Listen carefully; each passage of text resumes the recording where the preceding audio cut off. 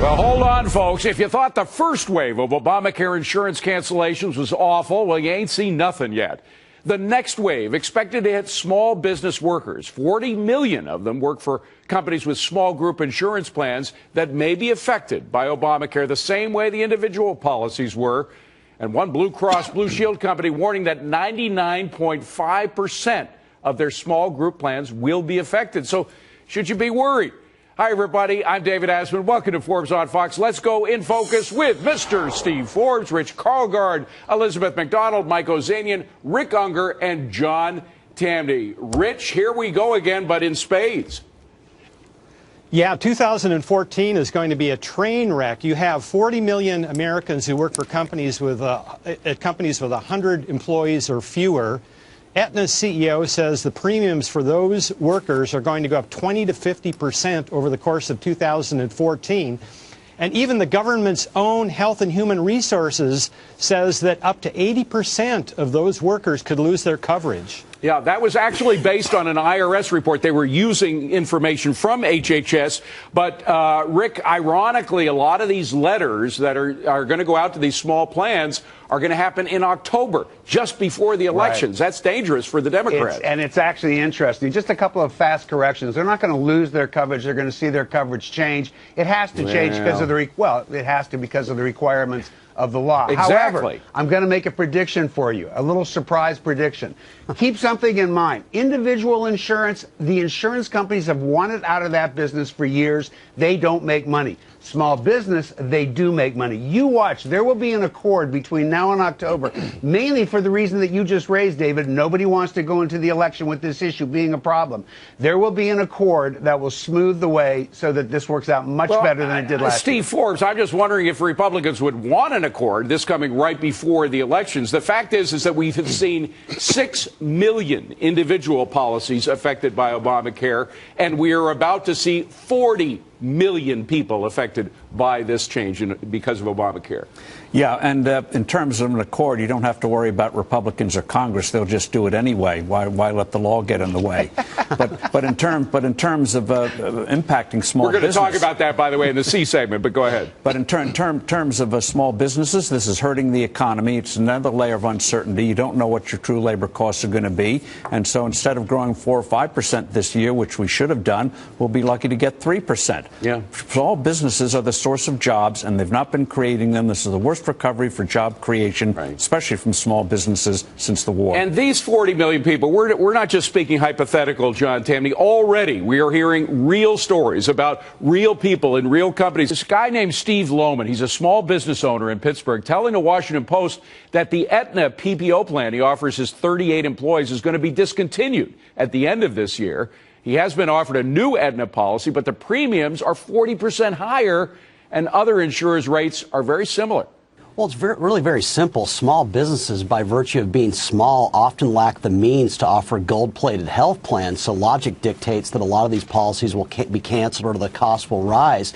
And when you look at it in a more broad sense, President Obama talks a big game about helping the common man and the poor, but as every policy from increasing the minimum wage to wealth distribution to Obamacare itself harms the poor people, it almost gives you the impression that he hates the people that he intends to help. Well, in EMAC, it's bad enough to go after small businesses, but the businesses very often will pass on some of the costs to the individual workers. Yeah, and you wonder when the small business guy is going to get a break, given all the other breaks and delays that the president has already given to other, political constituencies. I mean, this is turning into one big whack-a-mole of a bill, the law is. And so, but the thing is, here's what I'm hearing is that, and the Wall Street Journal reported on this too, if that small business offers a cheap plan and a catastrophic plan, along with the other government-mandated plans, that might be a loophole that small business can go through. And then what's also stinks here, though, for the small business guys is the government did delay what's called the small business shop exchange for a year, so they can't even get on that.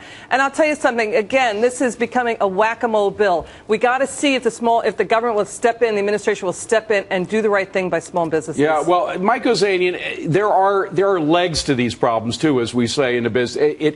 There are all sorts of ways it's going to affect the economy. Maybe that's one of the reasons the economy isn't growing the way we want it to, right? Well, of course, David. Obamacare increases or raises taxes 20 times on small business owners. There are 20 different taxes that are either new or have been increased. And as Steve just alluded to, you have to ask yourself, since small businesses are the primary engine of job growth in this country, why are so many people not even in the labor force anymore? This is the lowest labor participation rate this country has had since the Depression.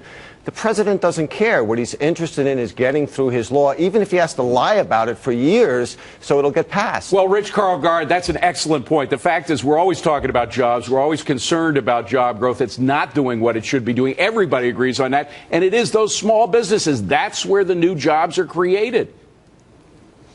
Yeah, in past recoveries, small businesses in the first year of a recovery will create something like 3/4 of the new jobs. And as Steve Forbes points out, they have been missing in action in this recovery.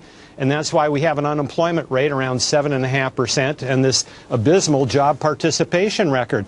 But look, this president is on the record for saying that elections are about punishing your friends and rewarding or punishing your enemies and rewarding your friends, and small business owners are in the main Republicans. So it's not really a surprise that this administration has been anti-small business. Well, that's an interesting charge. I'm sure Rick would dispute it. Rick, what do you think about that? Is it just coincidental that the people getting hurt the hardest by this are mostly Republicans? I'm not sure I buy into the premise. Look, what everybody keeps forgetting is that small businesses are the ones who are going to be getting a special tax credit for the first time to help them to get more people that they employ into the program. So that's a pretty big deal, although you may not want to acknowledge that. That's not my idea of trying to punish anybody. Yeah, but Steve, the fact is that the National Federation of Independent Small Business, they're not happy about it. They say they'd rather go back to the old ways and get these new tax exemptions because there are too many complications involved in that.